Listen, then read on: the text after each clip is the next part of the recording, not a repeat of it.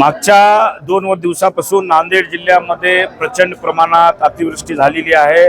जवळपास 400 ते 500 गावांना पाण्याचा विडा ओढलेला आहे। पूरग्रस्त क्षतिग्रस्त जी गावं झालेली आहेत, प्रचंड प्रमाणात पिकांचं नुकसान शेतकऱ्यांचं झालेलं आहे। नांदेड शहरामध्ये प्रचंड प्रमाणात लोकांच्या घरामध्ये पाणी गेलेलं आहे।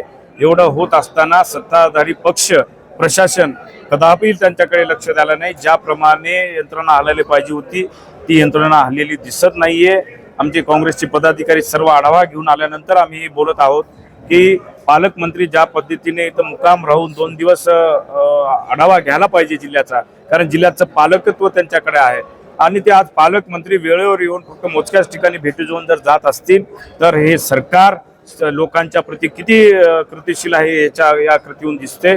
त्यामुळं मी आपल्या माध्यमातून, आमच्या काँग्रेस पक्षाच्या माध्यमातून आज मागणी केलेली आहे की जे शेतकरी इथं जे शेतकऱ्यांचं नुकसान झालेलं आहे त्यांना प्रति एकर 2 लाख रुपये आणि जे शहरात जे घरामध्ये पाणी गेलेलं आहे त्यांना प्रति घर 25,000 रुपये मदत शासनाची तात्काळ या ठिकाणी नांदेड जिल्ह्यामध्ये देण्यात यावं।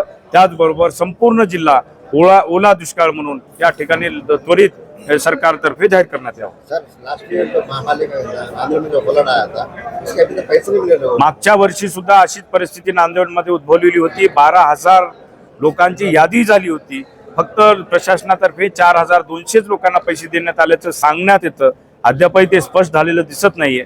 सरकारने लवकरात लवकर त्यांचे पैसे द्यावे आणि हेही सर्वे करून तेही पैसे लवकर त्या लोकांना द्यावे, तर कुठेतरी त्यांना मदत या ठिकाणी मिळू शकते।